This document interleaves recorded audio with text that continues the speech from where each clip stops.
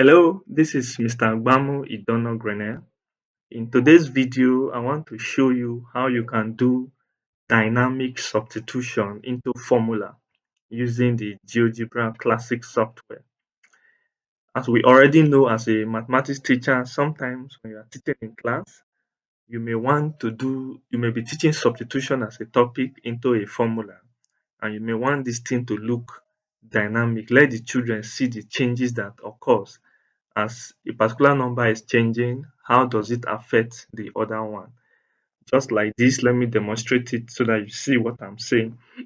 Let me start with a slider and let me pick a formula in mathematics. Okay, let's just take a simple one. Let's take let's say area of a rectangle, for example. That means I'm going to create a slider that I'm going to call let's say L. So you can give the minimum value. Let me say 0. Then the maximum, let me just say 10. Then let it increase by one decimal place. That is 0.1. All right, so that is for that. Okay, since I'm talking of area of a rectangle, let me look at B, that is the breadth now. So let's call this one 0 also, the minimum. Then let's make the maximum, let's say 10. Okay, let's see the increment. Let's do something like this. Let's say 0.1 also. Okay, now this is my two sliders. Let me name this slider. Let me rename it as B.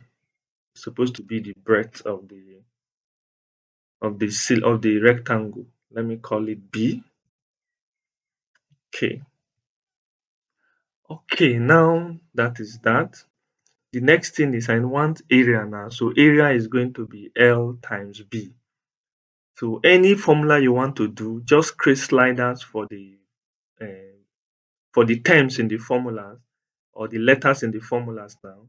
Then come to this your input bar here, this your algebra side of your GeoGebra. Come here and type your formula the way you want it. So I want capital A now, which is area, to be equals to capital L, which is this L, times it, just use your keyboard, times B. So this slider B, just say times, you just type your B. You see the answer is bringing out as 1. So you see the result here is 1. Just click on enter. So that is that. That means A is equals to LB. A is equals to LB. That means if I change this slider to see something like this to 2, and if I change L, let me change L, just click and drag it, or you use your mouse, or you use your button in your keyboard to move it. If I leave it at 6, it's going to give us 12. So that is that.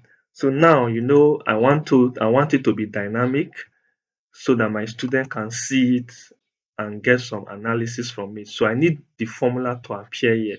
So just go and make a text. So just type your text, say A is equals to L. You can get your under advanced here, under your latex formula. You can get some symbols you need. Okay, let me use this one. Okay, you can see multiplication sign there. So then we use B in that place. Just click on OK. So you can see there. Now you can bold it. Just click on it. Come to this place. You can make it big. Let me use large. You can bold it also. Okay, so this is A is equals to L times B. That is L times B. That is the area of the rectangle. All right. Now the next thing I want to do here is I want to do the actual numbers now. The 6 times is 2. I want it to appear here. So go to text as well. Click on anywhere on the screen. Type your A is equals to, still come to advanced. Now use this place. Click on this. Look for L in this place. You see this is L. Then go to this place. You get your multiplication symbol. This multiplication. then go back to your GeoGebra symbol, which is B times B. So it's okay. You can see it's appearing there now. Let's cancel this. So you can see. Let me also bold this one, large and bold. So just arrange them close to each other. So what this one actually means is when L moves, you see as I'm moving L on this place, you can see it's also moving on this side. So when L is 6.4, B is 2. The students are watching it moving. That is the dynamic nature. As the slider is moving, the value here is changing. So the next thing I want to do is the final result of A times B, sorry, L times B. So I'll still go to my text, come here and may call it A is equals to, remember in this place, A is called A in this place. So you are going to look for A under this advanced. So let's look for A. So this is A, just click on A.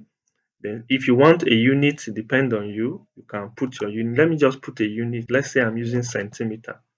So centimeter, since we are talking of area, it will be centimeter square. So let's look for the latest formula for square. So you can see it here. Just slide down a little. You can see square here. This is power. So just click on it. Move this X. Then put your 2 here. So that means if I click on OK, you see the result will appear 4.2. Let me remove this one first. That is 4.3 times 2 is going to be 8.6. You can also come to this place and increase the size and bold it. Okay.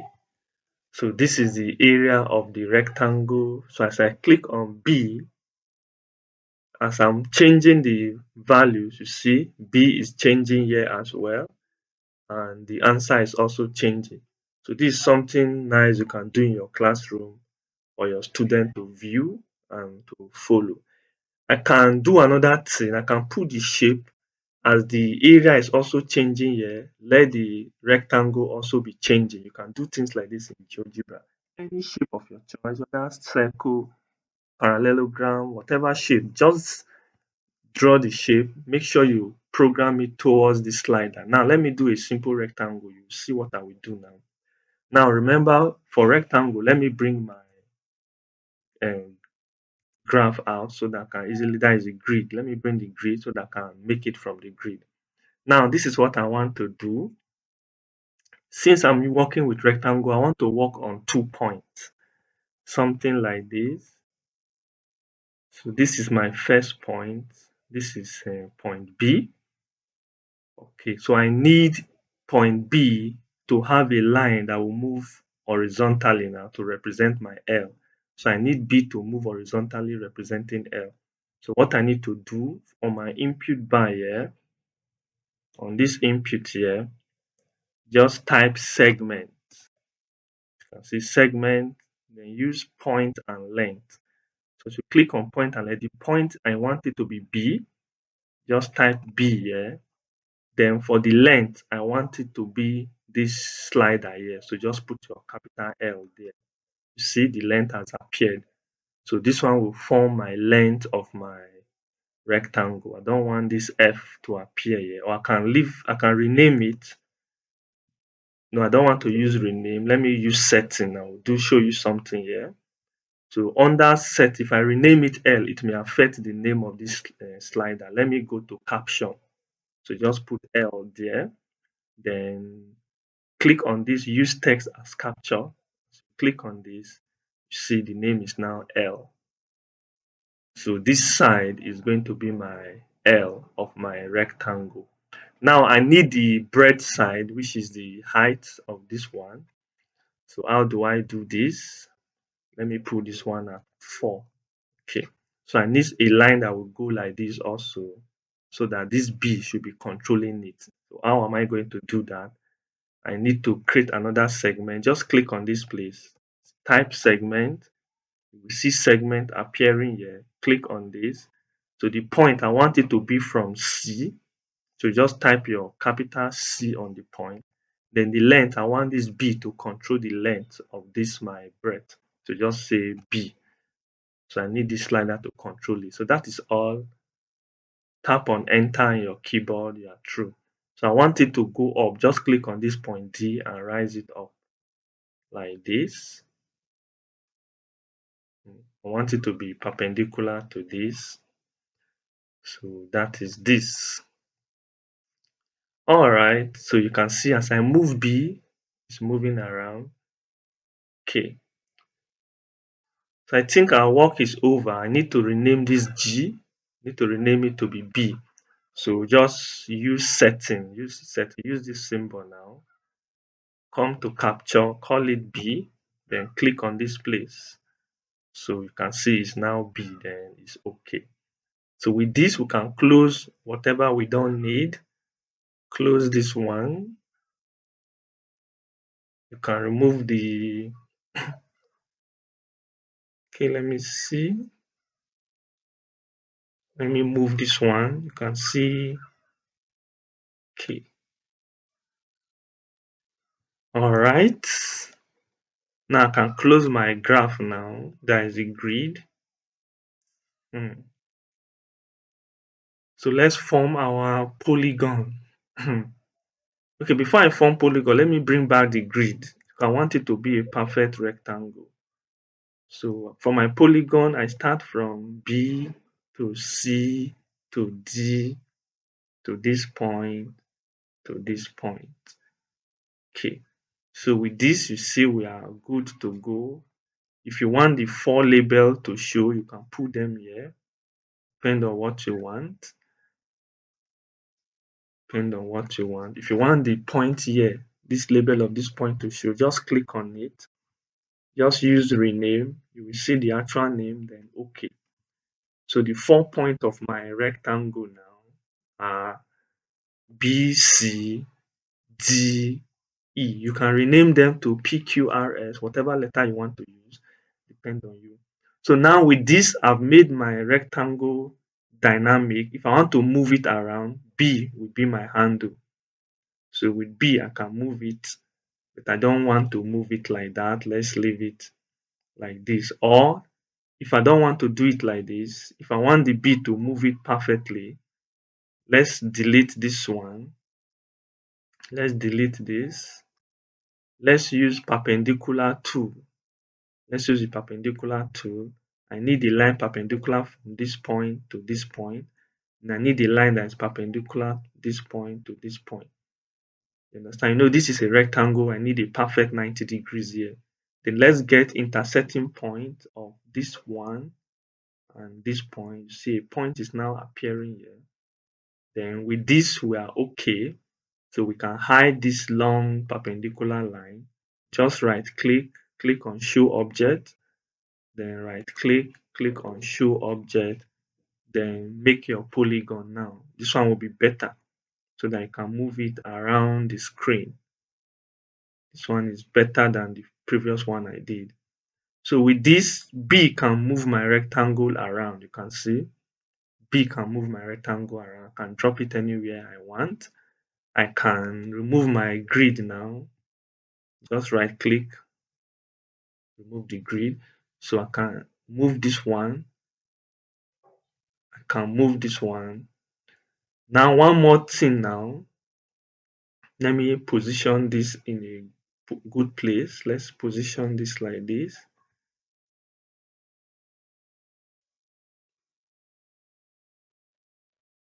Or let me put the diagram on top. Let the calculations be under. I think that one will be much better. Let's put it under. Okay, something like this. Just click and drag. That's what I'm doing. Just click and drag. Then click on point B. Place it here. If you need the name of this, just go to rename. The name will appear. So the points, you can see the vertex of the rectangle.